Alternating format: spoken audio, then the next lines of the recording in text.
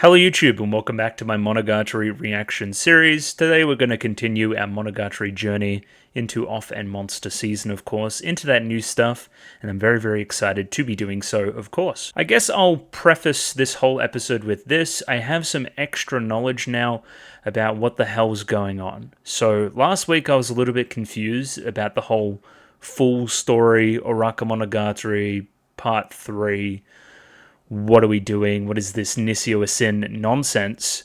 It's been made clear to me that I believe that this was part 3 of Oraka Monogatari, which is 3 different segments. So, sure. And that the end of last week was the end of Tsukihi Undo. That was it. That was the whole segment, right? Which begs the question, why structure it like that? So I have two understandings, right?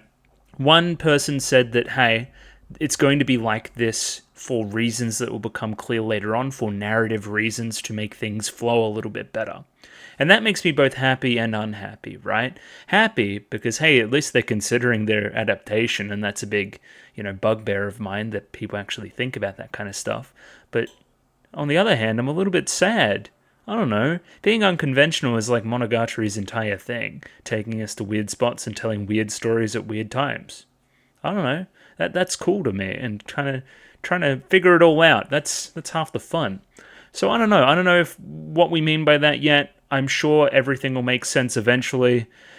At a certain point for Nissio Asin, especially after his shenanigans during final season and second season and so forth, how much more value and, I guess, ingenuity can he harvest out of telling the story in a weird order?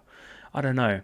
It's been well done up to this point, I'll say that. So, again, I don't know what's going on. All that I know is that this new episode here today should be another different part of the story. Or at least, it's not going to be Tsukihi Undo episode 2. That's done. So let's talk about the implications there as well. Tsukihi Undo, now that's our ending, I guess.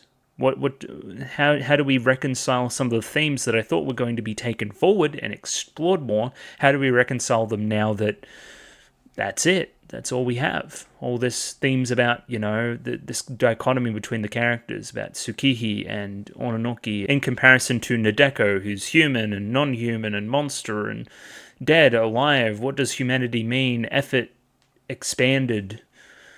How can we reconcile that? Will Tsukihi ever understand? Should she ever understand? Will she ever learn from her mistakes? Will I ever learn from my mistakes? Again, they're not being dropped, I would say, but they're just not going to be followed immediately. Interesting one. Again, we'll read back through the notes and do the YouTube comments here, so I'll have more to say on the subject, but I just think structurally, I'm already being surprised, which is very interesting. Let me get those YouTube comments up there ready to go. I will say, it is nice to be watching Monogatari and not have half an hour of YouTube comments to read. Now, Parnix here is still on the long side, I would say, right? Still on the long side. But it's not what it used to be. And hey, full disclosure, I'm not gonna, mince words here. It used to get quite tedious with the YouTube comments, doing them every week, if I'm completely honest. So, again, I think this is a positive change and should lead to better videos overall. Just at least more focused videos. Sometimes I'd get tuckered out after the YouTube comments after a while. Again, appreciate the support, obviously, but I think this is preferable. I guess I should preface this with, because the YouTube comments are on the Patreon, only people that can pay me can talk to me. That kind of vibe. I don't know if I'm sounding evil or not, but let's start here with Backslash, of course. Let's go, we're so back. I think my spoon just hit my cup of coffee as well. We are so back. I'm happy to see people, both Backslash and Parnek, people that were originally watching back in the day. They're back. It's good. I'm excited to upload the video last week to public to see all the other people return as well. I think that'll be really fun. Hopefully everybody comes back, all the classic characters from back in the day, leaving their YouTube comments. So, yeah, nice to see you all, I think. And then, yeah, we have the longer comment here from Parnik, which we'll dive into. I'll probably take it one paragraph at a time and respond to it, something like that. I think Parnik's feelings here mirror a lot of my own feelings, I think. Peak certainly is back on the menu, and I don't think they've missed a beat. Again, I prefaced last episode with thinking, hey, this is modern Shaft, what are we really doing here? Let's see how we go. And I think they've knocked it out of the park. Again, closest visually, we're saying to Barkei and parts of Awari, with a very, very fast-paced visually as well. I would agree there. And again, veteran staffers working on this, people that know what they're doing, people that have worked on Monogatari before and know what's expected there. I said in parts here they were kind of almost learning off Monogatari itself, if that makes any sense. It becomes a little bit, Ouroboros-y, if that makes any sense. Like, it's, again, people learning from the old stuff, trying to replicate the old stuff, which isn't exactly what I want out of Monogatari all the time. But again, I think the sheer volume of stuff, though intimidating, is very, very impressive and very, very Monogatari-esque. I think they're bringing that side of it, which was my biggest worry going in. I know the story's going to be good, because I've heard nothing but good things about the stuff that happens after where I was. It's just if the production can hold up its end of the bargain, and it most certainly is. Even the music, really fucking fantastic last week, really good. This second paragraph here takes a little bit of a sad turn, so yeah, there was amazing cuts in that episode, amazing cuts of animation, it looked brilliant. We're especially shouting out the cut where Ononoki is running away from the slug. It's almost reflecting those last vestiges of humanity that remain within Ononoki, right? If I was human, I would be fearing for my life right now, right? Instead, I'm this doll, I'm this inanimate thing, I'm whatever else, right? I'm not human, so I don't feel all these human feelings, like fear of death and so forth. I'm just very matter-of-factly working through the thing, doing my job, completing task, right? But again, this animation showcasing that one last piece of her, right? Running away, looking terrified from the slug. Thought very, very well done.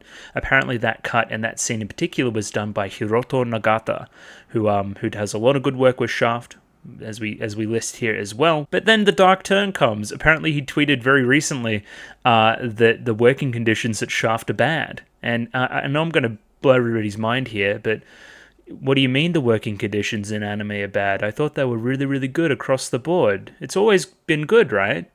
No, it's never been good. Well, some places are good, but like, that sucks. That colors everything. They've made something really great here, but it colors it with a twinge of sadness that they had to go through this kind of thing to make it, because the industry isn't very nice to animators and production staff and creatives. That sucks. We should rejig things. How much money is who's the parent company there? Aniplex or something? How much money are they making out of that? Probably a lot more, especially on merch. How can we support Shaft themselves as opposed to these other people? Again, questions to be asked, I think, there, for sure. Yeah, even bringing up here that, again, the Shaft's purported downward trend is mainly predicated on losing staff. It's a HR issue, right? And if the people, and emphasizing the people that work on this thing, don't feel like they're being rewarded for their efforts, they will go away. That's human nature. So if you want to keep making good things, reward good artists. It's not hard to me. I don't think it is anyway. Moving into the story, we talk a little bit about what I've been talking about already, which is, hey, this is actually the full adaptation of Tsukihi Undo. It's done. It's a little bit of a prelude. You could almost see it as, it's almost framed like an intermission. So last time we watched the show, it was Zoku Owari. Very, very important, very finalistic by design. This is our little intermission before we go into whatever next is going to feel very important, you know? It's almost comedic in tone. It's frivolous in tone on purpose. That's what they're trying to do with it. Parnik identifies the main theme in these two episodes as growth, and the lack of growth from Tsukihi and Ononoki based on their particular circumstances, I would say. Contrasted, of course, against Nadeko, who is very human and going through very human things, discovering herself and so forth, changing. Just compare the demeanor of Tsukihi in that episode versus the demeanor of Nadeko, you know? Which one seems more real, I guess? The best line of the episode is, I am very glad that the world is not such an easy place to live in. And I guess the implication from the episode is more to say, with the translation, right? Because I'm like, okay, is Ononoki being dismissive of Nadeko here? No, it's saying that from where you started to you understand this kind of stuff now, sounding a little bit more like Araragi, it's almost like you've been through some shit. You have changed. You have You have altered yourself. You are different than you were. Again, I don't have to go back through Nadeko's entire thing to demonstrate to you why what she did during Tsukihi Undo is impressive, but it most certainly is. Most certainly, for sure. And yeah, I like the juxtaposition there as well. I talked about this last week. Her making these healthy decisions for herself, right? But it ultimately being framed in kind of an unhealthy way. She's essentially a NEET, right? But she's a NEET on her own terms, and she's always trying to improve what she's improving at. She's got a purpose. She's got a reason why she's a NEET. She hasn't abandoned everything. It'd be great if she could go outside, but she's making, baby steps towards being a better person. I really, really like that. I really do. I'm imagining this ED as well is going to stick around, so stick around for those lyrics as well, for me to have a look into them. We'll do a little bit more of a detailed analysis on the Yoasobi song. The other thing would be, I would imagine we'll get an opening now that we're moving into something else, and I guess I can shut this now. I think we're implying it's a Shinobu thing from that poster that I saw last week. It had like Shinobu on it. So, I don't know.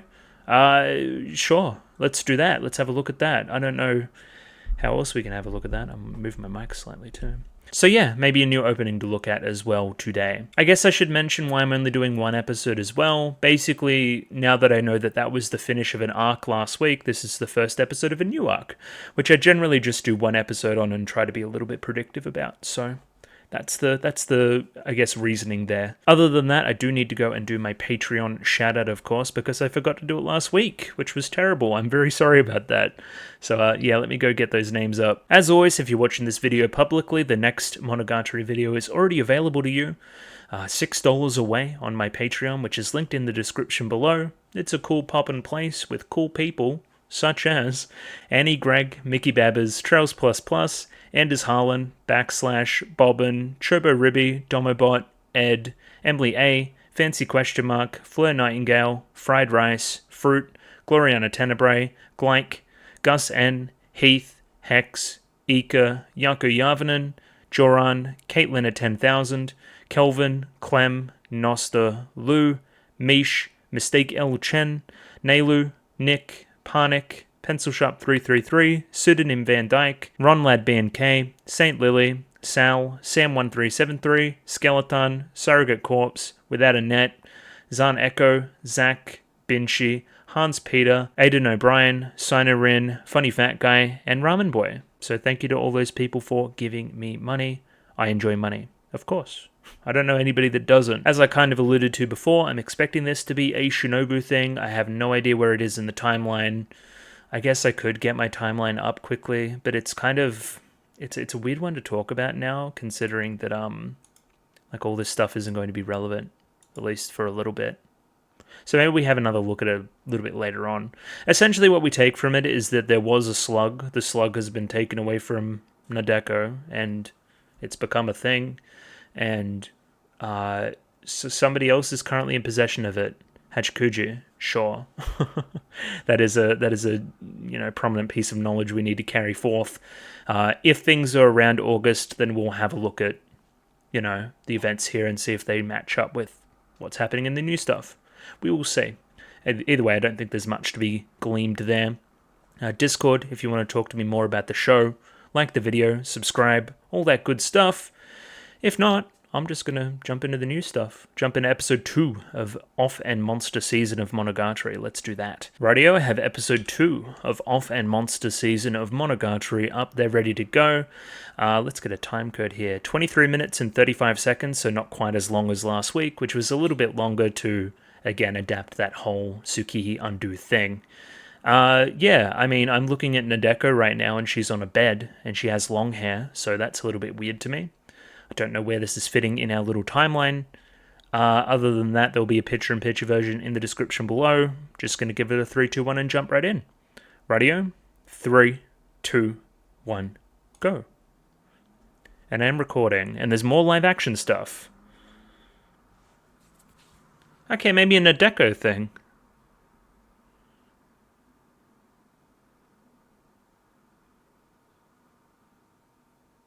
A little bit. That's okay. Huh.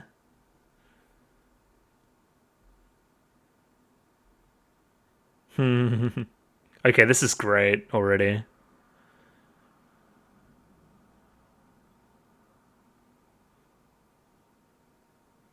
It's about me.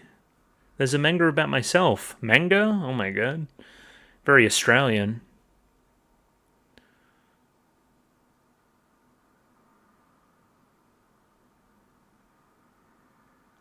I agree. This looks lovely.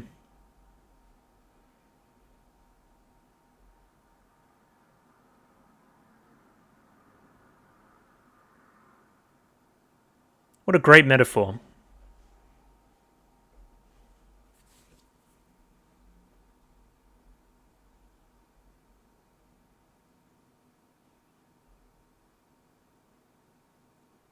Another great line.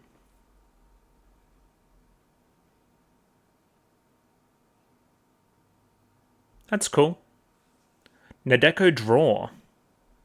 Episode 0? What the fuck are we doing?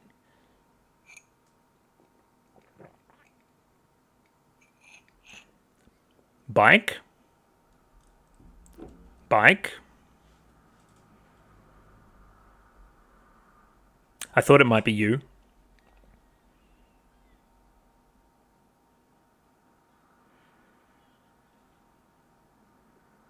There you go. This is very subversive. If we remember chat room, have a think back to what even was it? Otori? I think it was Otori, right? It is. I love that. I love that. I love it. Stop showing it. We've talked about the boys' uniform as well. I'll talk about it again. But it's a difference. I think it tells timeline stuff as well.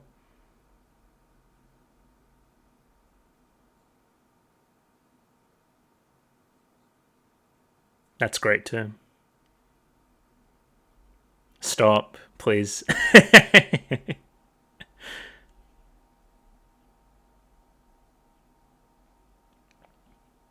For my current self. Yeah, to the stuff at the start of the episode too.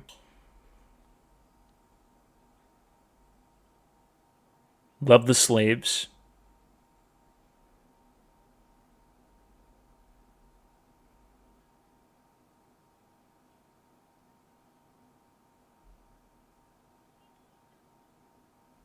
Hardy, hardy, ha. That was great too.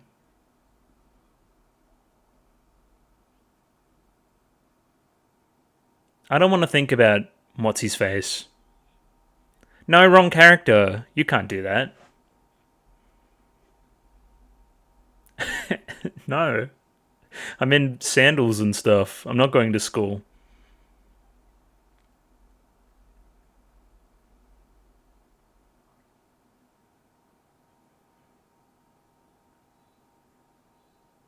Love that shot. This is really good. The camera there was great. You're an idiot. You fucking what? What? Who did you... What? Ooh. Okay, so has this been a thing for a while? Yeah, you'll become a master after 10,000 hours.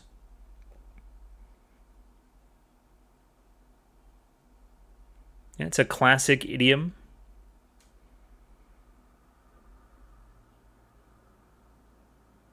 Yeah, but you're not working for 25 straight hours.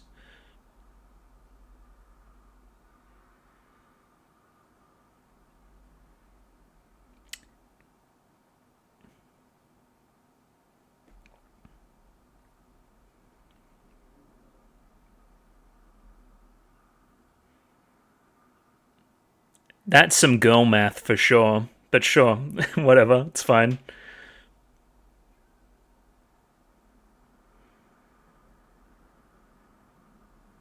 Not quite.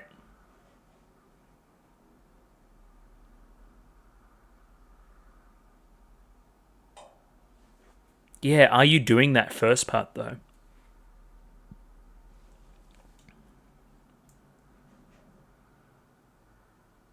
That's pretty accurate.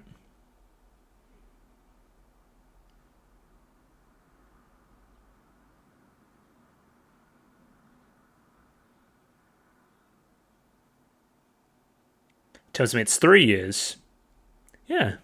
Look at this math working. It's crazy. And then that's every day. Is that going to be every day you're doing that?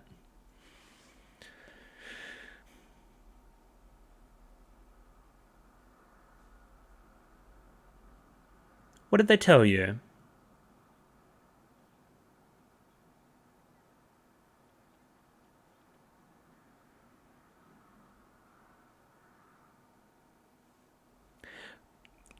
We've been there, chat room. We've been there. Get a damn job.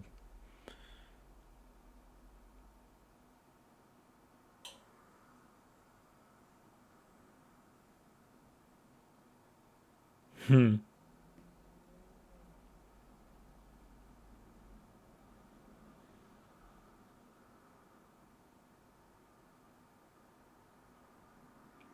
know that.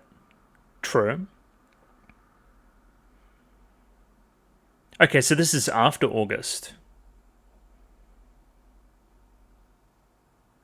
I was wondering why she was there.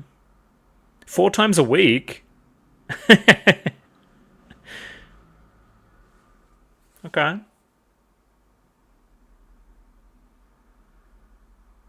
That's helpful.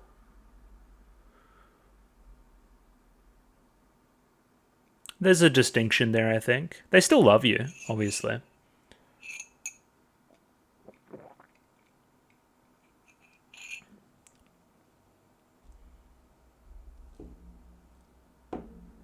Alright, you're mathing it out.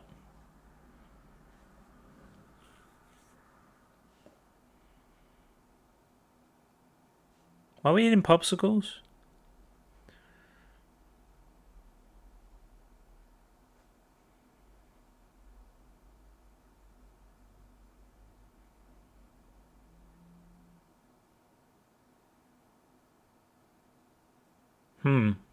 That's another perspective for sure. How so?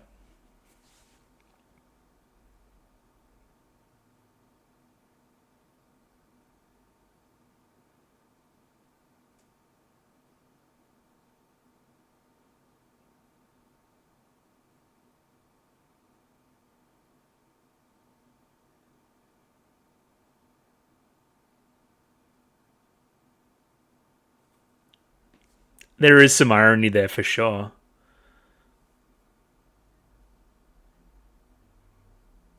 Oh, Monogatari is really good. I remember all that stuff.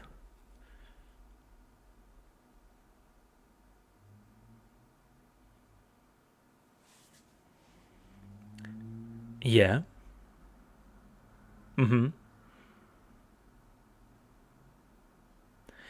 Simply have more of yourselves. Simply make another copy.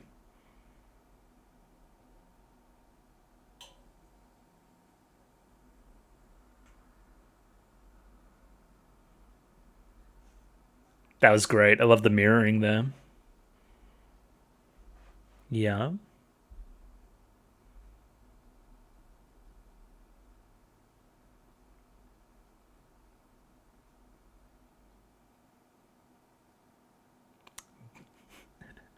Bishoujo mangaka.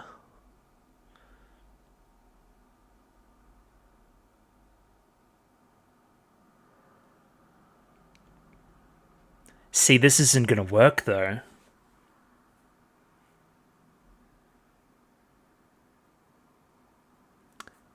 Yeah, that first plan, it's a no-go. We'll talk about it.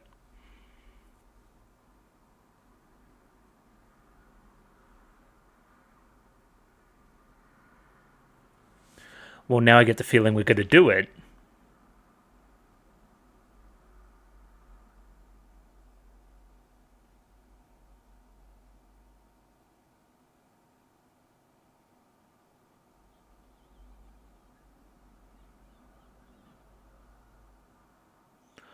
Uh-huh.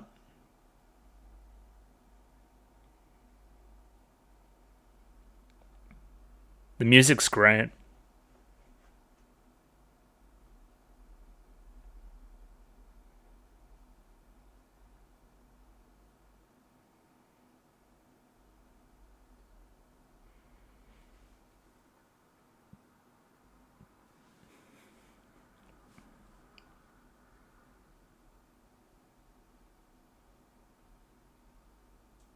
Just work harder.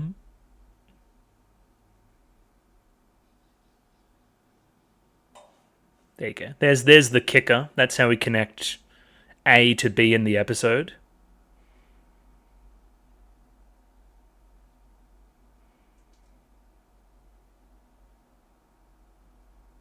Wait, 5? Okay, there's gonna be 5 people?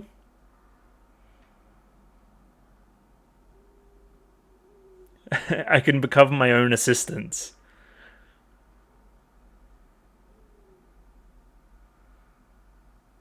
I love the berets there. Almost a raspberry beret.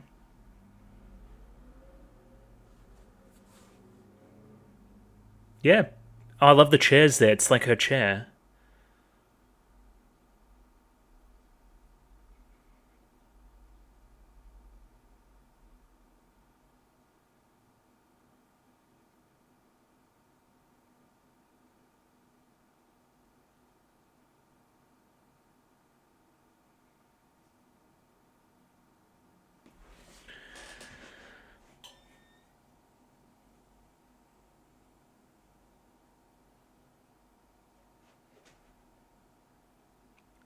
Uh huh.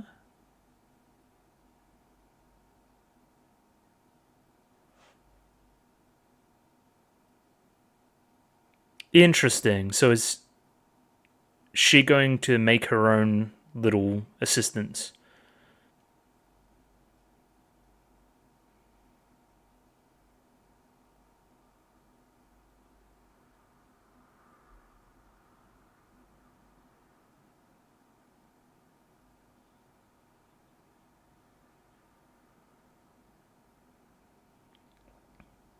Yeah. Become your little taxi like that person there.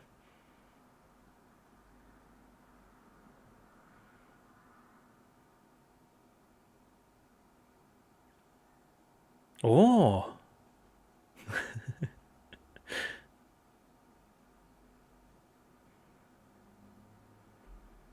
I wonder if there's going to be a differentiating factor between the copies.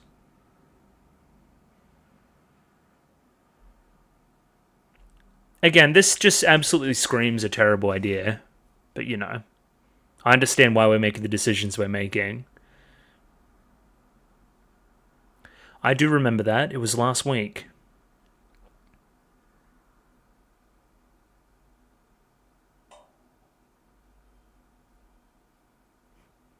I don't know if I'll call it wonderful use.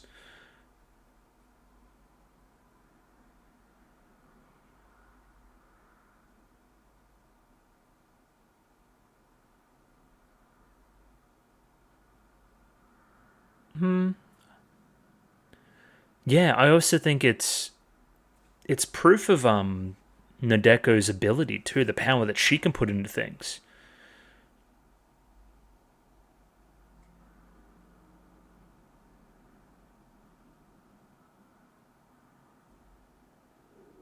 Okay. I'm investing in you a little bit.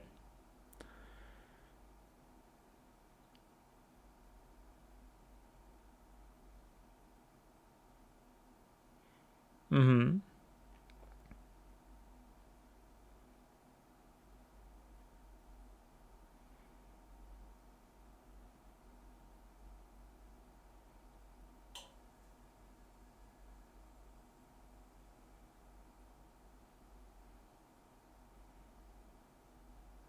Ooh.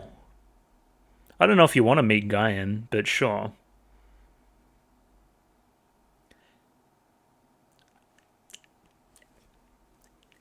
It's a long story. Kind of. Augie was messing with shit.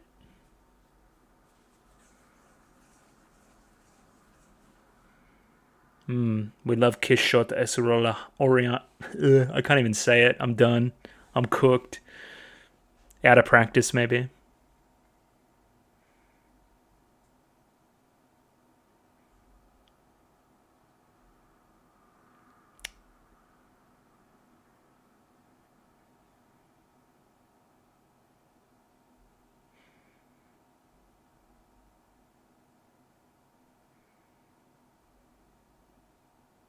You could call it that, yeah. There was also a fair bit of there's like Kizu imagery there.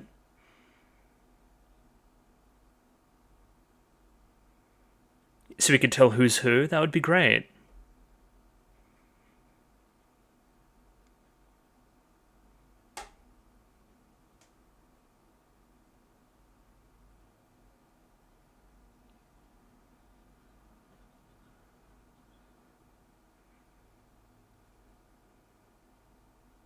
Ugh.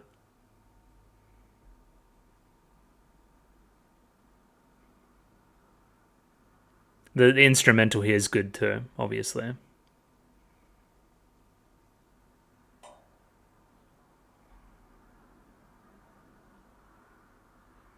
Huh. Uh, um, hmm. Um, we will say.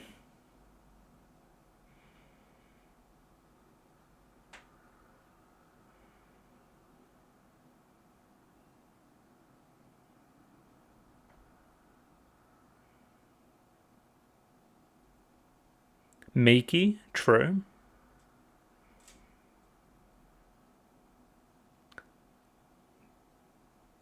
I remember that one.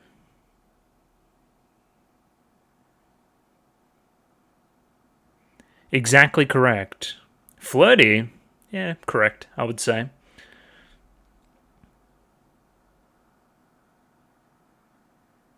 I forgot that Tsukihi was the one that did that. Yeah, that's a. Wait, is that.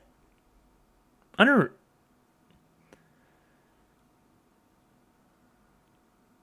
Yeah, and she was fucking crazy. I remember that.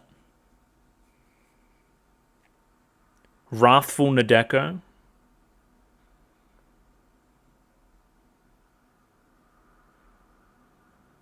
Of course. This just it screams a horrible idea. But you know. That Tsukihi stuff is so interesting though.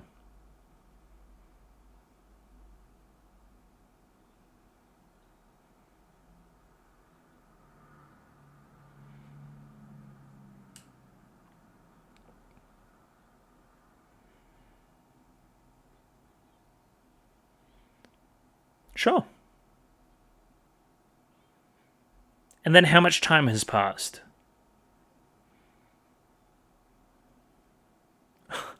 Oroka dane. That's great. You truly put the fool in full story.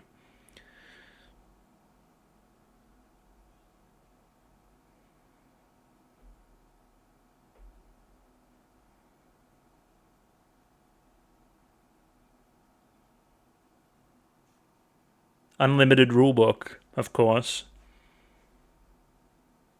Definitely not. Did she used to do that?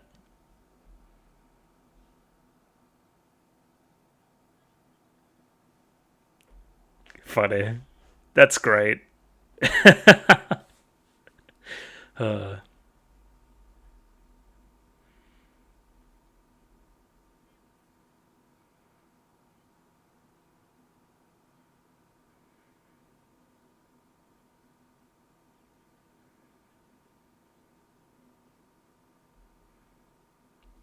yeah. That this is what I was going to bring up as well. They don't all share the same dream as you. You do now, I mean.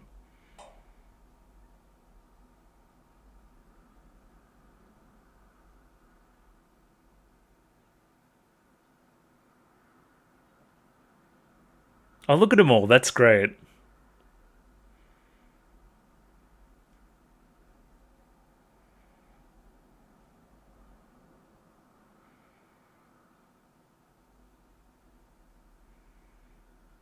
Hopefully the parents weren't home. That would freak them out.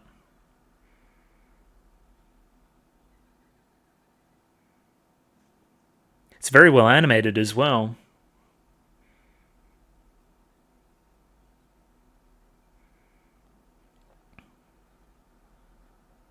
I'm already panicking. Look at that Pokemon shit. Hell yeah.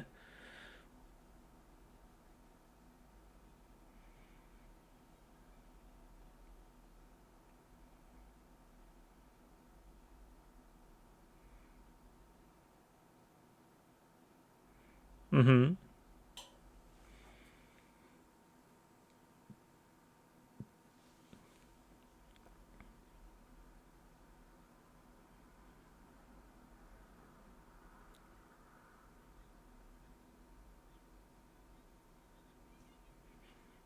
I'm gonna continue to worry about the one that's the god, though.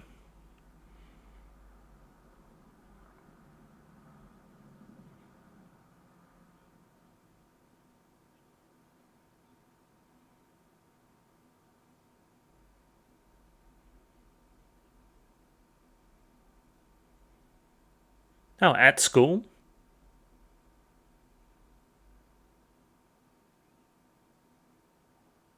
Episode?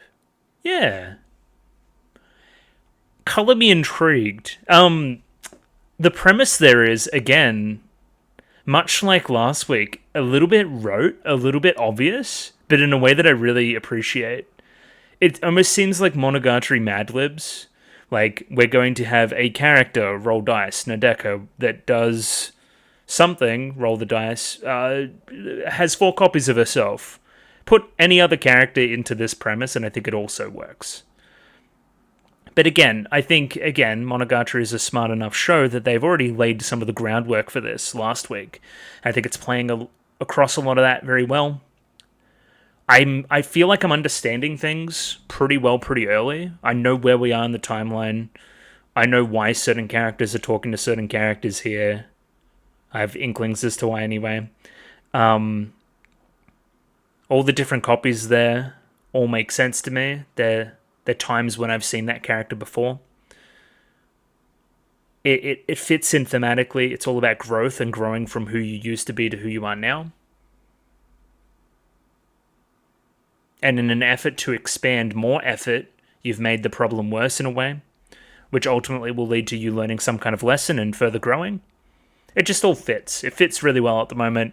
It's also a production delight. Really, really like it from that perspective too. And yeah, that was episode 2. Episode 1 of the new arc. I think it was Nadeko Drew, something like that. So yeah, let's do a little bit of analysis. I'll write a small piece timeline-wise. The only inkling I have is that it's after August, I think, unless I missed something, which is entirely possible. But yeah, let's skedaddle. Let's write some notes and do some analysis. Let's go. So that was episode 2 of Off/Monster Season, whatever we're calling this thing, and episode 1 of a new arc called Nadeko Draw, which is also part of Oroka Monogatari as an overall concept, right? We're really emphasizing that full part of it, right? With these stories in their structure. So there are similarities between the structures of both the first episode and the second here, despite them being different arcs about different characters ostensibly, right? Like, okay, you have a character that thinks it would be easy to do something or makes a simple error or blah blah blah blah before it spirals into something way bigger, right? They make a quote unquote foolish mistake and then it's about cleaning it up using their own ingenuity and so forth, right? Using the people around them. That's a connective tissue between the 2 episodes and the 2 kind of arcs within this structure, this novel. Already, I like that. There's a little bit of similarity there. It's like poetry, it rhymes. At least a little bit, I think. And just continuing on the list of things I like, I think this premise, albeit, as I said in the ED, a little bit obvious and rote, I think it's being well executed. I'm definitely interested to see more of what we're doing here. Again, it seems like, oh, there's extra copies of Nadeko. It's not especially poignant yet, I wouldn't say. Maybe even a little bit on the nose, if I'm honest, but I'm excited to see where we go from here. I think I'm, again, wanting to watch another episode right now when I'm as obviously tired as I am is probably a good sign, I would say, right? Also exploring different characters. It's not just more Araragi stuff, more Orgi stuff. Even though it kind of is more Orgi stuff, it's a Nadeko. And it's a Nadeko arc that is reflective on things that have happened before, demonstrative of her growth up to this point, and that she's a different person than she was before. It proves the thesis from the previous episode, right? It proves what we learnt, or what Yotsugi learnt in Tsukihi Undo, I think. And again, having an arc from her that is very reflective and positive looking, basically, right? She wants to improve. She wants to become better. She wants to become a master, right? Even invoking a little bit of Guy in there. Maybe she has some backing as a specialist, something which we also suggested in the previous episode. There's lots of room for improvement for Nadeko there. And again, the thing I'll talk about, which I like, she's doing it on her terms. It's not about Araragi. Araragi gets involved by proxy, but again, we'll talk about it. It stays true to what I said initially about Nadeko, that, hey, if she's in the show, it can't be centered around Araragi. That would be antithetical to everything that she's been wanting to do up to this point. It would reverse all of that stuff if it was just another thing about Araragi. It's intensely focused on herself and old copies of herself, right? Of reconciling her past with her future. Very, very smart. Very, very smart. Again, albeit rote, I would say. So for my little summary here, I've just written after August sometime because I believe that's all we get. If I do see a date on this rewatch, then I will replace it, but I could not see one. It has to be after August because it's, the aftermath of the events of the first episode, which was during August, right? So I understand what they're doing here now. It's easier for us to get a basis as to what the fuck's going on if we see the first episode first, if we see Tsukiji undo before this. I understand why. I still think it would have been really fun to just throw people into the deep end and watch this one first. I may even suggest this one first on a rewatch, or as a watch order decision. Just if you're really on the ball, if you're keeping a, thing like I am, right? Then I think backfilling a lot of this stuff later would be very, very fun. I really think it would be. The other thing I've done here is the episode itself is told out of order somewhat. I've put it in chronological order here to make it make a little bit more sense. But the mystery of the episode itself and kind of discovering why she's so amazed that there's another copy of herself is pretty fun as well. I'll vouch for it somewhat. So yeah, let's go back through here quickly just so we have something to base our discussion off later. Nadeko's parents have given her somewhat of an ultimatum, right? This has to be relatable to at least somebody, right? You're slacking off too much. It's either, go do more school, go back to school, or you need to go get a job. We describe specifically the idea of writing manga, making a living off something creative, and so forth, as a foolish endeavor. And again, the irony being that in trying to pursue this foolish endeavor even more, she makes a foolish mistake of copying herself and so forth, right? Will this eventually lead to something happening when Nadeko kind of unifies all this stuff and becomes sure of herself and writes something really powerful and fantastic and stuff and improves? Probably. But for right now, her parents are completely right. It is foolish what you've been doing. The audience can see it from a mile away, the problem with what's going on. We've already seen the aftermath and the structure of the episode, right? Like, it's easy to see how we're fucking up there, I think. Either way, I should continue before I get ahead of myself. In order to convince her parents that what she's doing is worthwhile, Nadeko figures that she must win some kind of contest or prize for her manga, right? Okay, I need to prove to them that I'm serious about this and that I have the talent and have the mastery and whatever, right? That I have what it takes to make this my life. Thus, Nadeko isn't a master yet. She sees holes in her game. She needs to improve, right? Thoroughly, like a lot. 10,000 hours. We continue to bring it up, right? And how impractical it is to do that with a certain time limit going on, right? We bring up, of course, as well, that the irony of leaving a time limit at a graduation point, when you graduate from middle school, you need to find a job, is ironic considering the kind of ticking time thing that we had because of Nadeko in the previous parts in the series. Like, I'm literally going to murder you, Araragi, if you don't something before graduation, right? Make sense? Yeah. So I just think that's neat. It's neat how they bring up the irony there. I think that's cool, right? So Yotsuki, who has inexplicably been visiting Nadeko, we'll talk about why it's interesting that she continues to visit a little bit later on, suggests the creation of several familiar to assist her in the creation of the manga, right? To assist her in her mastery, right? This is predicated, of course, on Yotsuki being something Shikigami. She's basically a familiar of somebody else already, a servant that does stuff for them, right? Based on magic stuff. I'm very eloquent there, but you get what I mean. That's what gives her the idea. Thus, the familiars are suggested, and we're going through with the idea. To differentiate them, we're basing them on Nadeko herself, but previous iterations of her character. Now, I'm happy that the show said this, because I was going to bring it up as well. The Nadeko manga thing, it happened at the very end of when she was Snake God, right? Like, that got uncovered, and she realized truly what her dream was, out in the open. She was able to outwardly express that desire. These characters and their character designs to a point, and all of it is about how she looks and how she's perceived, right? They don't have this same drive. They don't have the same drive towards the manga. That was predicated on Kaiki's advice, of course. So they're going to go off and do whatever else, right? So let's theorize. We have meek Nadeko. She's gone back to school, and I'm imagining she's just going to do what she normally did, right? How she was at the very start of the show. How she was during Nadeko Snake, way back in the day, you know? Just kind of nothing. Just kind of nothing at all. I think flirty Nadeko speaks for herself. Makes sense. We have wrathful Nadeko, who is going to be wrathful. It's again after those bangs that she hides behind are, taken away. She can no longer just be cute. She has to create some kind of personality for herself, and she lashes out. That's going to be interesting to watch as well. The God version, we've had a lot of experience with already, and I think we know what to expect there. I think Flirty Nadeko is going to be a return to Monogatari's potentially dubiously ecchi roots. Let's say. We'll figure it all out. Either way, all these familiars, they run off in different directions. Nadeko then meets up with Augie of all people. Very, very interesting that it's Augie, of course, who tells Nadeko that they saw a copy of her in a school uniform heading to school. That's why it's weird. That's why it stops Augie in their tracks when she sees another Nadeko, right? The episode ends with Nadeko and Augie giving chase, making their way to Nadeko's middle school in the process, the place where Nadeko hasn't returned yet upon becoming a mangaka neat person who stays inside.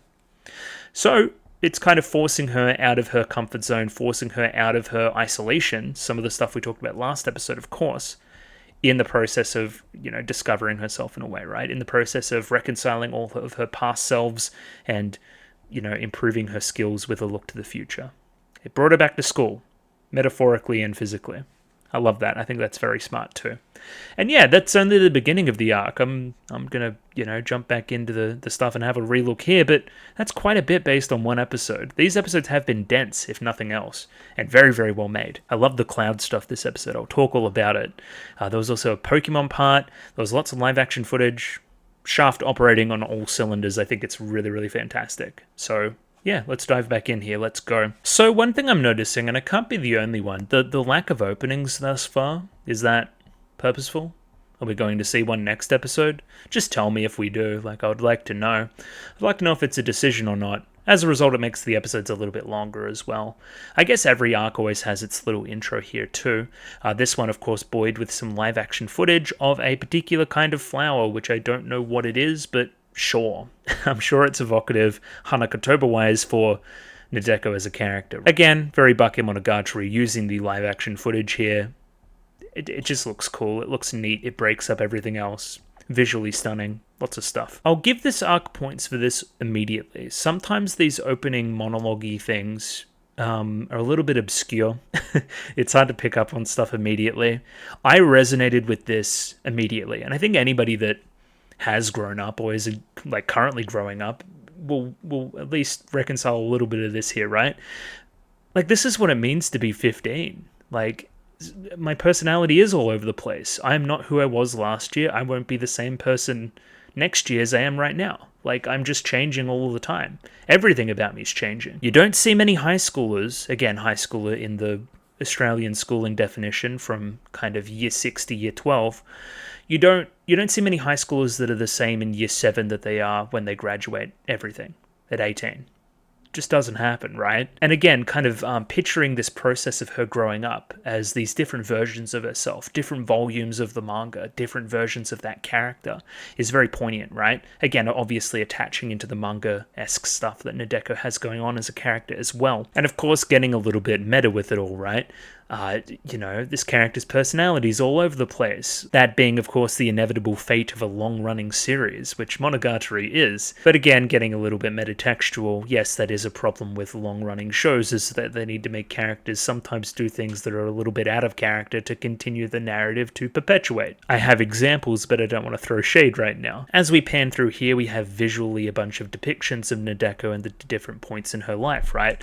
Going from the I love yous to the I hate yous upon the the snakes and all that kind of stuff, to Nadeko with the bangs hiding her eyes and so forth, being really shy. And when Nadeko with the snakes was there, it says that the finale was coming up next issue, which is like, oh yeah, it's going to be the end of the show, the end of graduation, and leading up to final season and so forth. I think that's very smart as well. Nadeko finds herself frustrated as a reader, but she's no ordinary reader to the story of her own life. She in herself is the protagonist, so she's not happy with where she's at right now either. She's not happy with, I guess, the character progression in her own life. It isn't linear, it isn't understandable yet.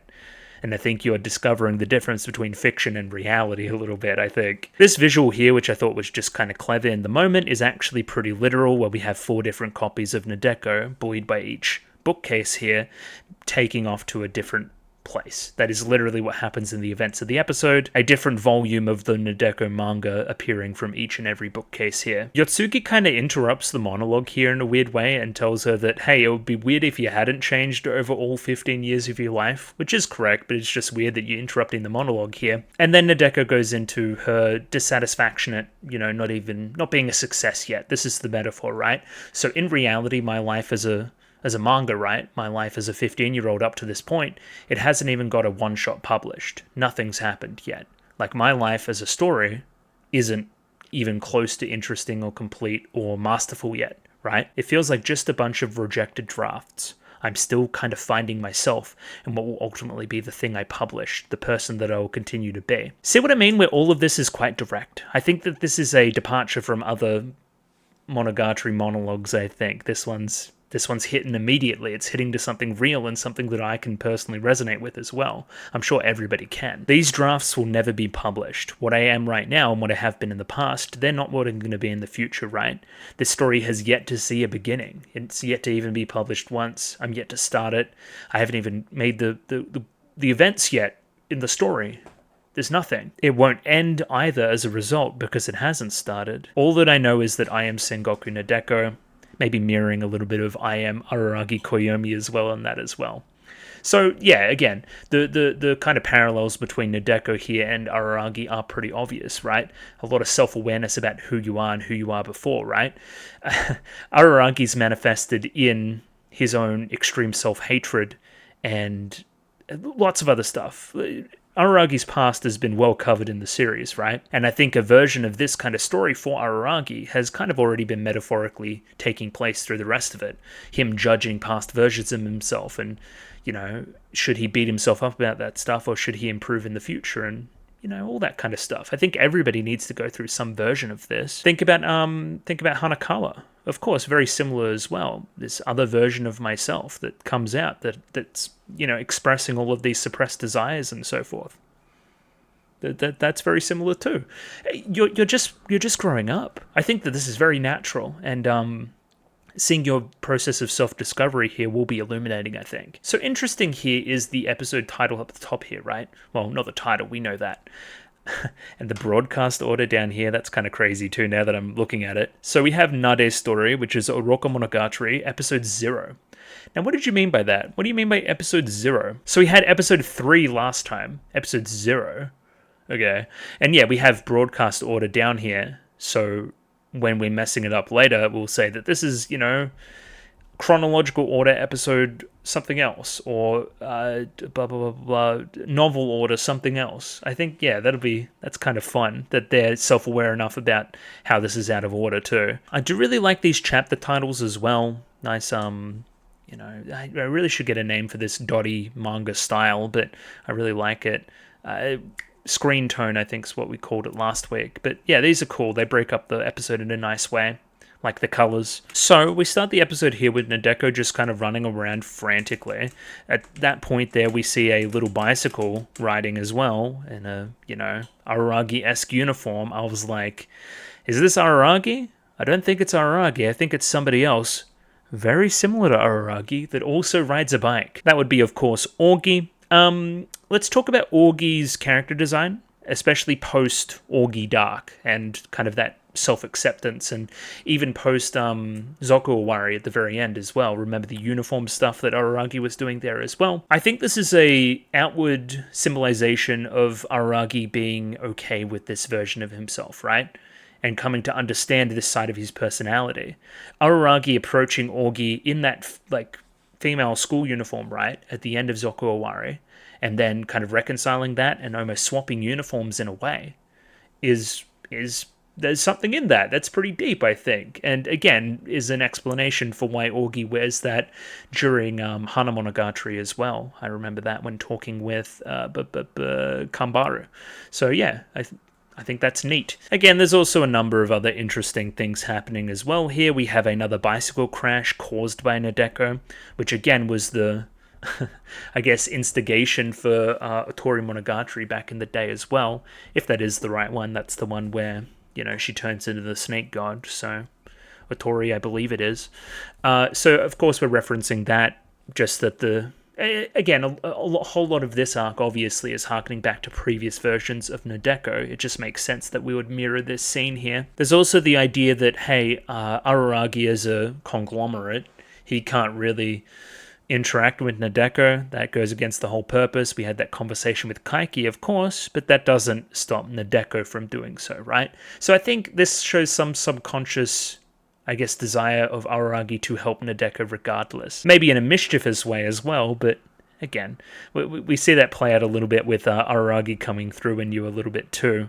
Like, oh yeah, you used to call me Oni-chan. It's like, how do you know that? We just met. Oh, no, I didn't mean that. I said something I shouldn't have. Very funny. Nadeko here recognizes this as Augie pretty quickly, remembers that whole interaction, at least a little bit, I think, and queries the boy's uniform as a use here. I don't know what this is here. It's almost like a social media handle or something. I'm not quite sure. But, yeah, this is like her version of her internal thoughts, as opposed to Araragi's, which is a little bit more typed out, uniform, darker. Hers is pink, which is pretty, but also writerly because she is a writer, she is a mangaka.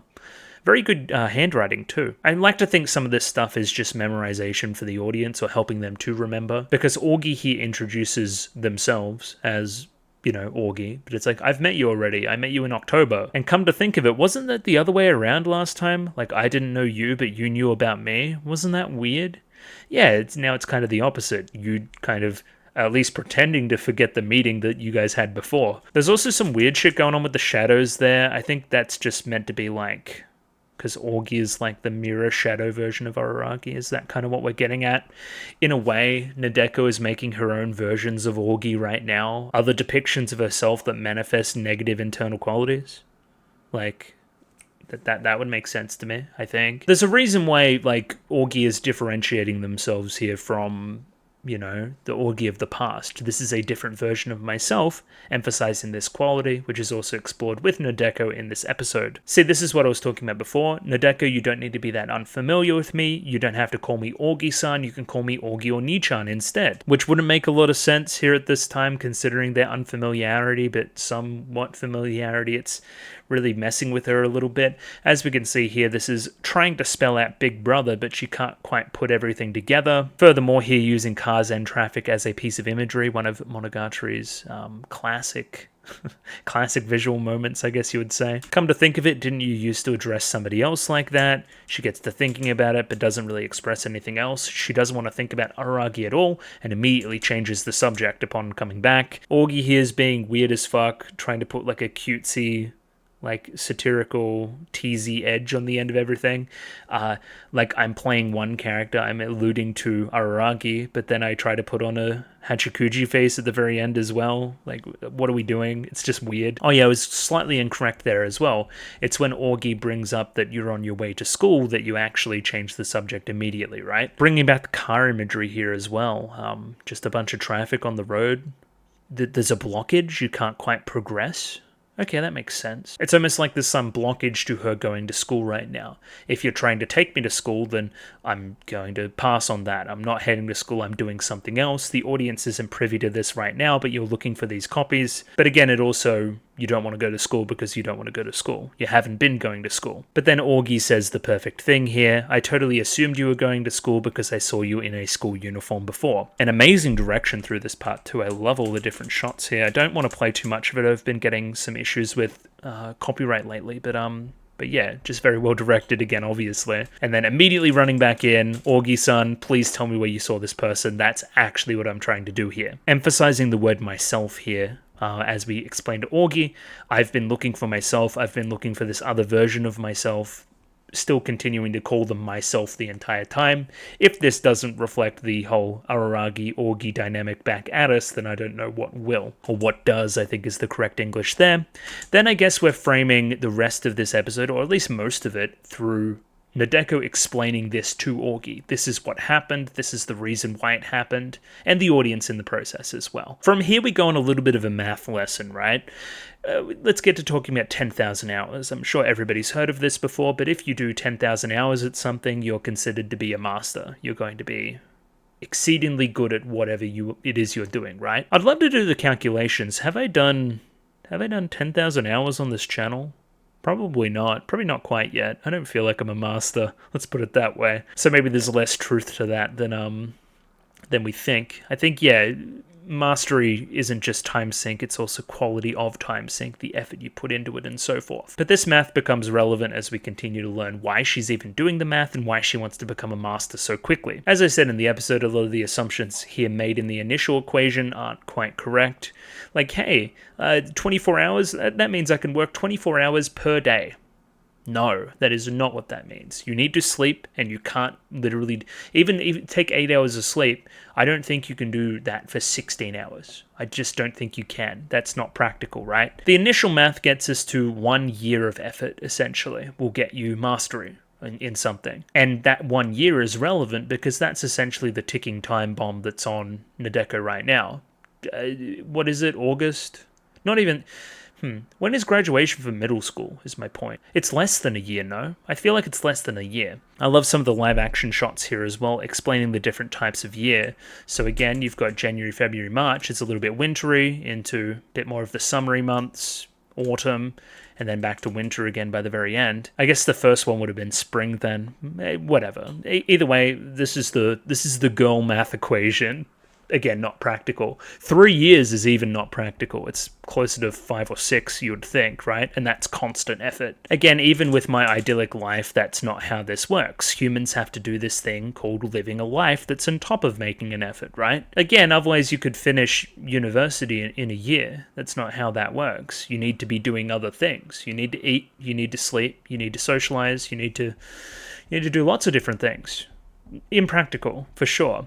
I do like this flipbook animation style here on all the different things that you have to do per day that is going to take more time away from you making an effort on something. We come to the conclusion that 8 hours of effort is all that you can put into something in 1 day, right? So let's take our initial equation, which was 1 year of effort, which was already dubious, and then times it by 3 to make up for the reduction of each day by 3, if that makes any sense, right? So divide the day by 3 and then times the overall, and then you'll get the actual figure of the time, right? It's a simple equation. 3 years is long enough to get moderately fed up. It sounds like a long time, but it's still ultimately doable, you would say. Either way, I don't have 3 years on my hands. I know that because my parents this morning told me thus: you can't keep up this idiotic life forever. Once you graduate from middle school, you need to get a job. And again, that job... Again, Japan's different, but that job is going to be taking up your 8 hours of the day that you would be using on effort stuff. Me, because I'm built different, I have a job that works me 8 hours a day, and I still do this because I'm built different, because I'm crazy like that. And I also have no social life. So, anyway, we're not exactly analogous. Let's say that this isn't quite mangaka what I'm doing here, right? Not quite. Either way, that was this morning, and coincidentally, Yotsuki is visiting today. She has been visiting in the time since August, as we explained. Just maybe got fascinated with Nadeko and how she works. Either, her story as a human and that kind of growth there, being very similar to Araragi, somebody who you were drawn to as well. Or perhaps your skills as a specialist. If you were able to put all of that extra stuff into that snail, then maybe you have a future in this line of work as well, and maybe somewhat of a scouting operation there. Yotsugi, interestingly enough, here puts some of the blame of how Nadeko is, and her somewhat sheltered life on the parents themselves. Like, you guys spoiled her rotten. You're the people that made her the way she was for as long as she was like that, right? Maybe take some responsibility for the way you treated her for how she's treating you now. Don't just be surprised when something breaks, especially during her teenage years. So much really interesting art in just this whole entire episode. Like, all of these sketches here are so good. Like, again, I can't quite put it into words, but it's a perfect visual representation for how Yotsugi's feeling in this scene. I just think it's really well done. Nadeko is filling in the blanks here, basically explaining why Yotsugi's here. There was something with Tsukihi. We see that represented by the little hair clip here, of course, and then the slug. We can put it all together pretty quickly. This is in the wake of what happened before. She's been coming 4 times a week, and she's really ruining my kind of shut-in mood that I have going on. It almost makes it seem like I have people to talk to, when in reality she isn't really a human either, so... Now, another thing that's very interesting, and I wanted to note it later on, we don't see the general public, right? We don't see people just walking around. So... there's a number of reasons for this. One, it could be nothing. They could just be doing the Monogatari thing and not showing anybody. But that's in counter, or at least running counter to Otori Monogatari, where the perspective character was Nadeko, and she was seeing the general public. She saw the students at her school and so forth, right? Not in a lot of details, but they were perceivable. Now, I'm thinking, upon adopting a little bit more of a shut-in personality, a little bit more self-centered, right? She now only sees what Araragi sees in a weird way. She's becoming more like Araragi and his personal character arc as well. He only sees who matters to him, Is that something? I think that's something, More and more like Araragi as we continue. Yotsugi here brings up a good point. Your parents aren't entirely wrong. They're the ones that are paying for all of your needs right now. Effort isn't cheap.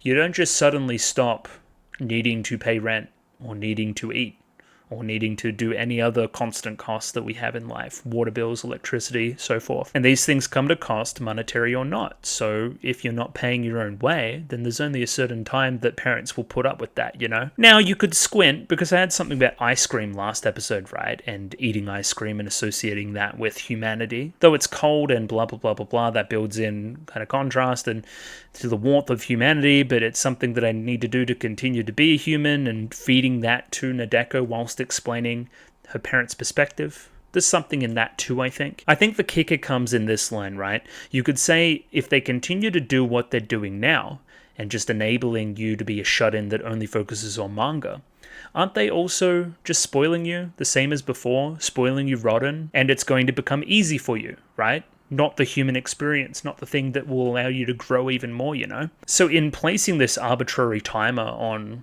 what you need to do and by when, it's also propelling your effort. It's propelling you to change more and propelling you to try different things. Sometimes challenge is good, and you shouldn't just complain about it all the time. Because again, if the events of this arc play out the way I think they're going to play out, what will ultimately happen is growth, and you will be a better person on the other side of it.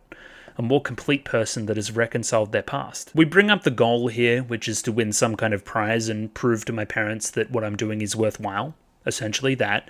And I guess Yotsugi sees the irony here, that the parents have put this timer on things, the same way that you put a timer on Araragi and Senjugahara and their lives, per se, at the end of a Tori Monogatari, right? Again, reaping what you sow somewhat, also experiencing the same things that Araragi has experienced, just through like a different perspective.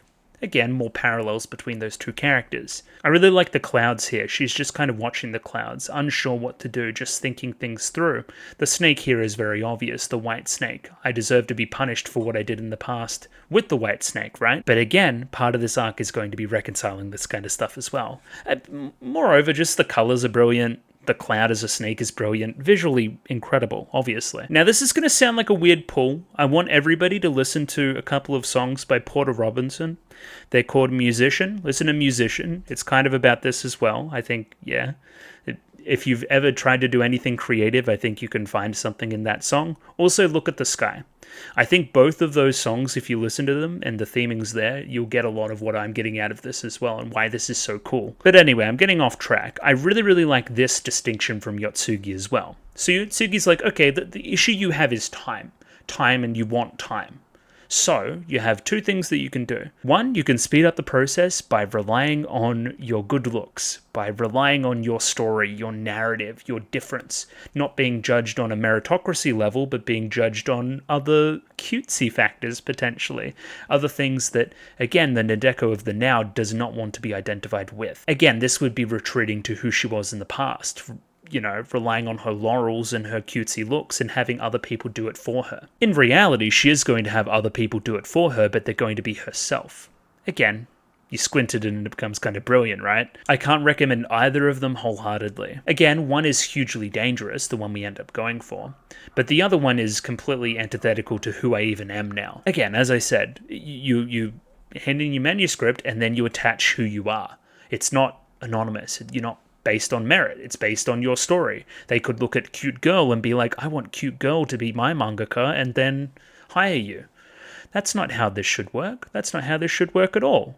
It is how it works sometimes. And story and narrative behind creators is important, right? You'd be more willing to give something a little bit more leeway if you knew it was coming from somebody younger, somebody less experienced. Your even presence in this kind of genre, in this field, is novel. Because again, most mangaka are men, and the ones that aren't generally conventionally attractive. So you would have a leg up there for sure. The other one you could do is rely on your narrative, rely on where you've come from and your, sappy story and what you've overcome and who you are now. Rely on your past laurels through a story to get noticed, right? Your dramatic life is sure to make your work shine more brilliantly than it actually can. The narrative behind the person more important than the actual work. Nadeko is almost disgusted that you would even think that I would do something like that now. So, right, I thought you wouldn't like that one, so let's go to, plan number 2. Plan 2 is the one I wouldn't recommend. It's the one that's dangerous, but it's the only way left for us if we want to pursue this. So, Yotsugi goes through with it regardless. This is 2 for 2 episodes of Yotsugi doing some fucking crazy shit and it going haywire, so you're not off to a good start this season, I'll say that. I like Yotsugi here as well. She's rotating and rotating at the same time. It's almost like a clock rotating, like time passing, as she continues to make revolutions around Nadeko here, right? So it's like a visual representation of almost the year, the time limit passing in front of me, right? As I'm sitting dormant trying to make a decision, it's putting pressure on her. I feel pressure on Nadeko from the editing here, right? As we explain in the narrative, it's like, okay, well, you need to do 10,000 hours to become a master, like we've explained before, right? But it ignores a number of factors. It ignores injury rate. It ignores all the other things that we've done. We have a strict time limit on things, so how are we going to reconcile this? Again, a discussion of quality of effort here as well. Hey, even if you're putting in 8 hours a day, who's to say those are good 8 hours, that those are productive 8 hours in that day?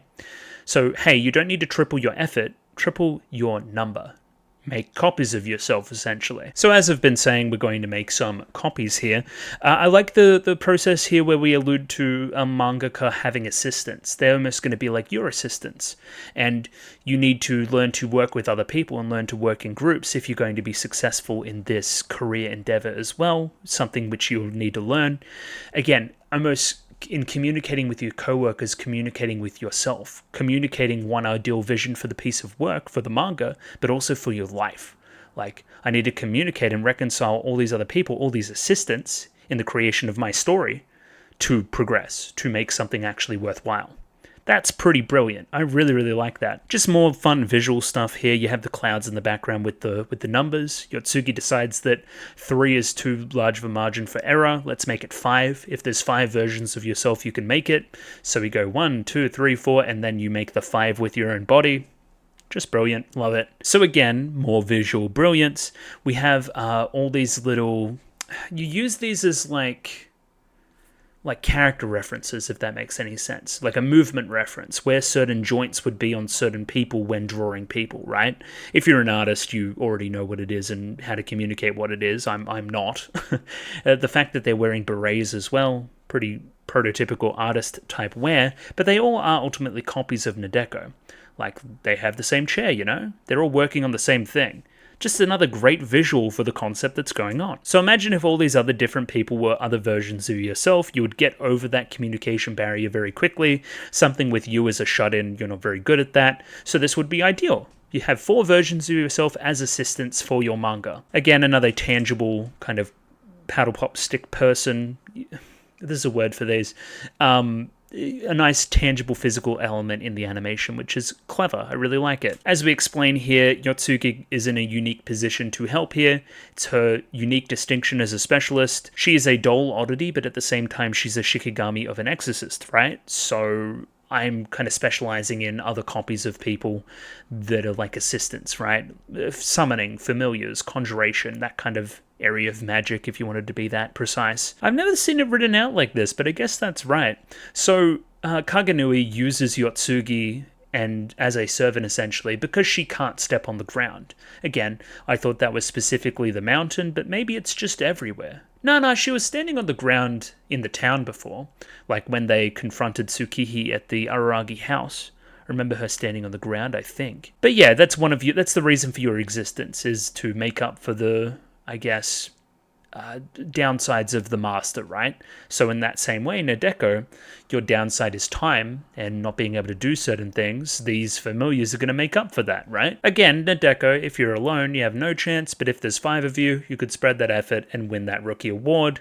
This is interesting, right? Because we have the 5 different versions here. We can't do this. We can't make other versions of myself right now, because who would know who's the real one, who would know who's the fake one, and the familiars could take over. That's essentially what we describe. We get to explaining that here and now. This is going to be very similar to how you created the picture of the slug back then. You have some inherent power when it comes to that kind of stuff.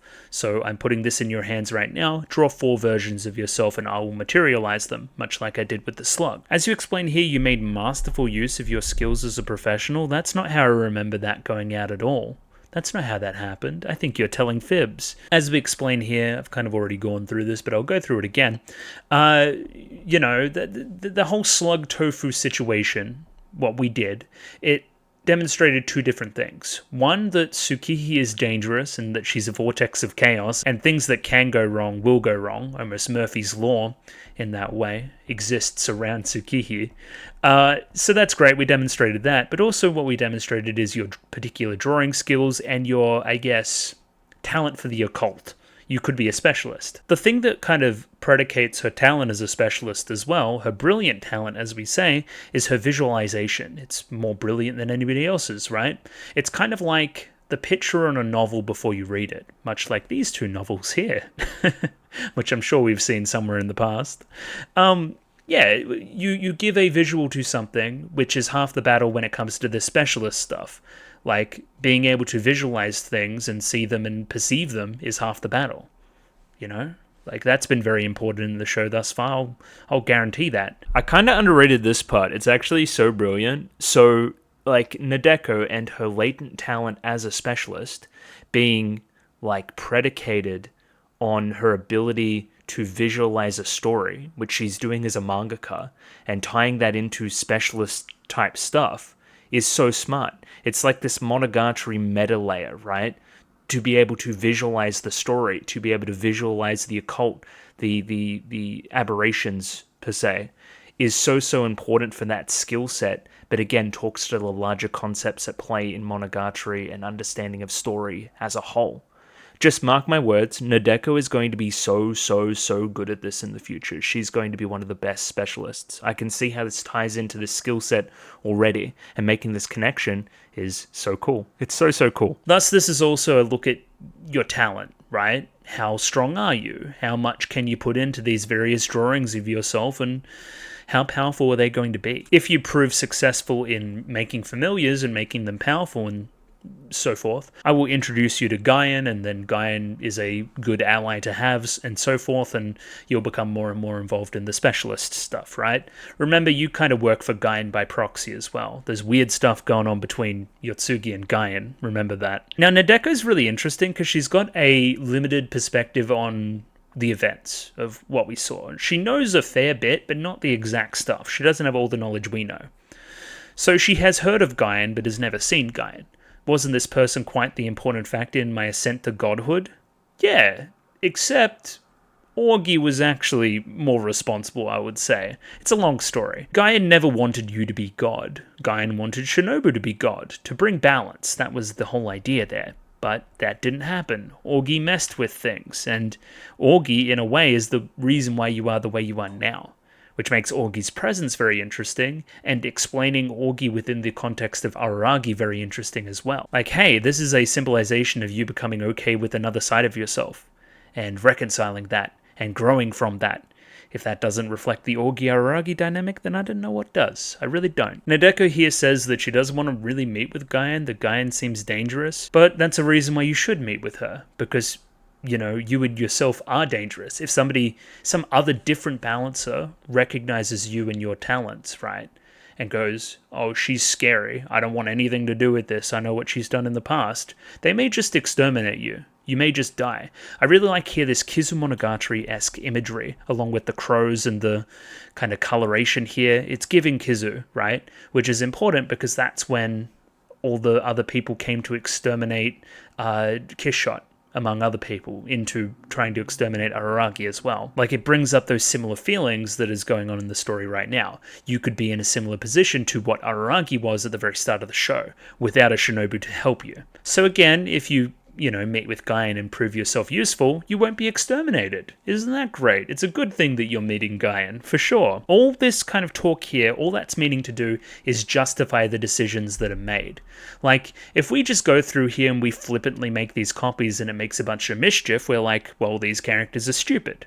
This is just justifying why they make the decisions. 1, to prove yourself to Guyan, but also 2, to solve the problem that's in front of you right now. I've kind of already talked about this, so I'll skim through it. We don't want to make the same copy of Nadeko as I am now, because they could, like, replace me, essentially.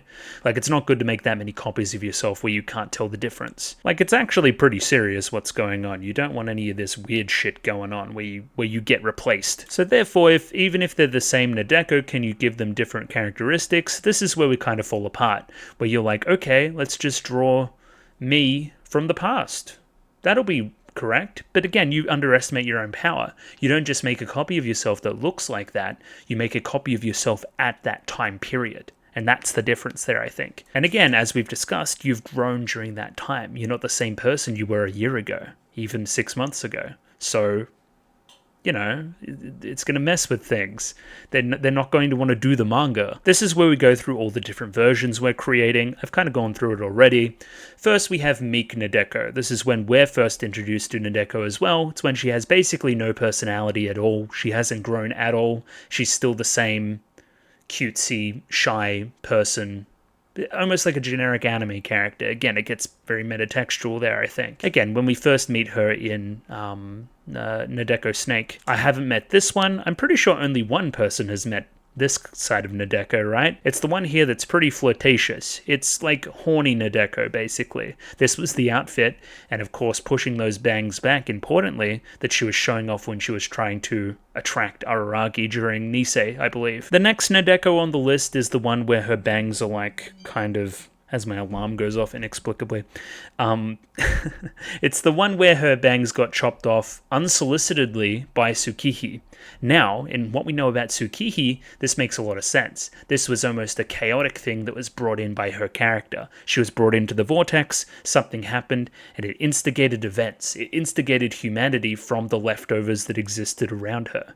Which is interesting, right? Kindling for that fire. Again, we're kind of backfilling, but I think it's quite clever. I like it, right? Again, she lost the bang, she lost the thing that she could hide behind, and then got very aggressive. We saw the real her come out a little bit, and these frustrations that had been built up. If anything, it's very natural teenage girl emotions, right? Just getting randomly angry at stuff. It's natural teenage emotions regardless of gender, I think. We also say here that her going off in the classroom is one of the main reasons why she doesn't want to go back to school. I guess that makes sense, that she's harboring some of that. And then she was away for so long, everyone's going to think it's weird. Either way, that was Wrathful Nadeko. Hello, Wrathful Nadeko. There she is. And then it should be obvious who the last one is. We've got God Nadeko, Snake Nadeko. And I really love the font there too. Look at the font there and the subbing. That's fantastic. Love that. Either way, she's going to take her time here and put her heart and soul into every single drawing. My course of action over the next year is going to be personified by this action right now. When I think about it that way, I can't help but get fired up. She puts all this fiery energy into it, and lo and behold, it all falls apart. And then she does the Nadeko draw, and then we cut back here. Basically, you drew them all like that, And then they just fucking legged it. They ran off. And just like that, you drew the pen across the paper. Oroka dane, that's great. Bringing in Oroka Monogatari into it too. Now, I know I'm not going out on a limb here, right? Because we have so much shadow imagery. And what is Orgi if not Araragi's reflection? His shadow, right? These are like her Orgis, in a way.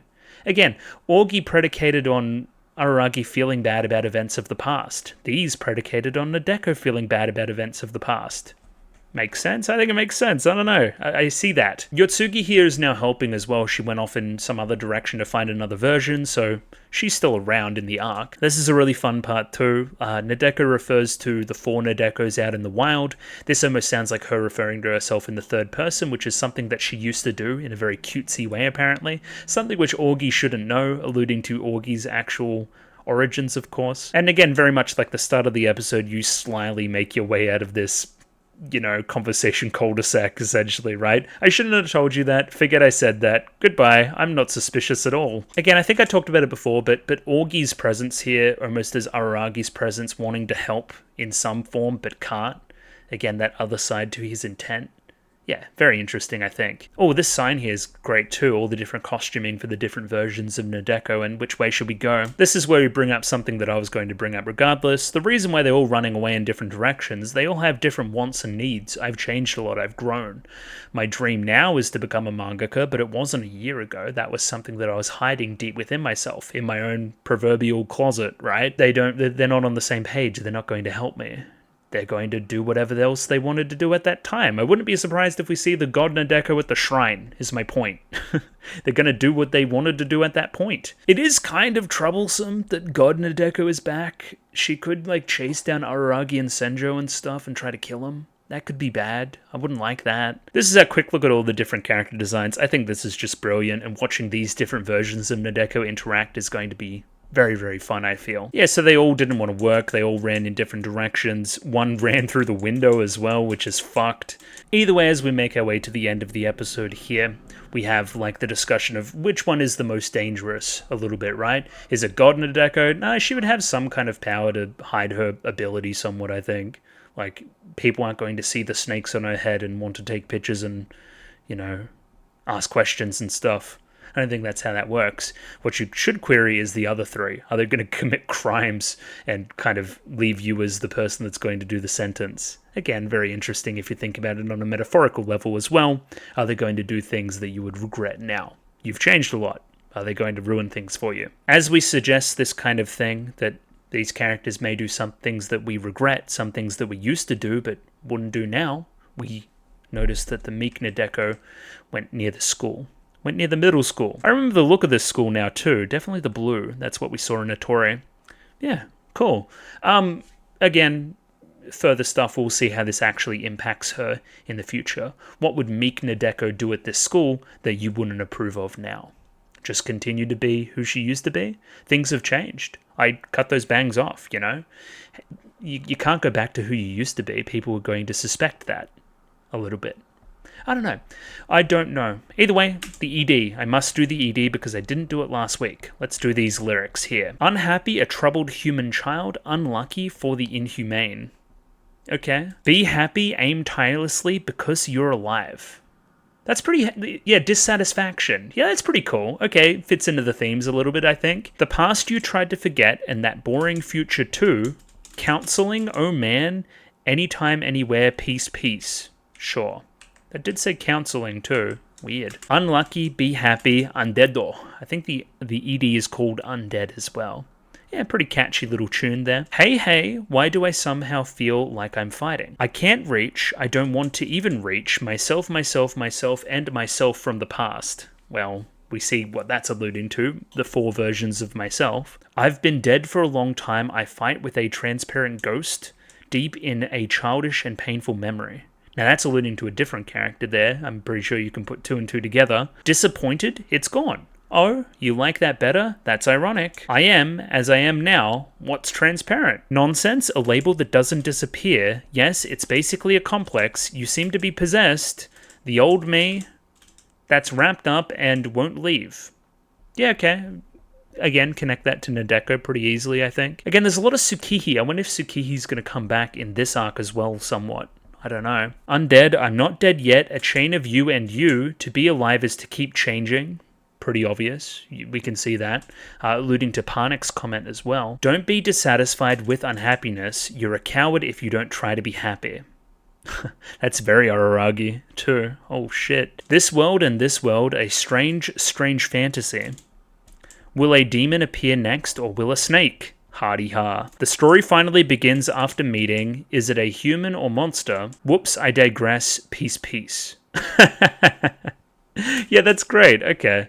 Yeah, I didn't do much visually there. I'm pretty sure it all speaks for itself pretty obviously. We'll see the connections as we continue. I'm sure that, you know, the ED will change over time as well. Definitely all the different depictions of Nadeko there, and we'll see more connections as we continue, I guess. But yeah, we'll leave it there today. I definitely talked for a very long time about that episode again, which I am wont to do. But yeah, next week, please let me know how this arc is structured, if it's something where I should aim for 2, if it's something where I should aim for 1 more and then 2, or again, you guys don't really know, you're not that much further ahead of me. But yeah, obviously very good episode. Yeah. I don't know. I don't have much else to say. I'm just going to say goodbye, I guess. Patreon, if you want to be 1 week ahead. Discord, if you want to talk to me about the show. Like the video, subscribe, all that classic stuff. But other than that, I'll catch you guys later. Thanks for watching, and goodbye.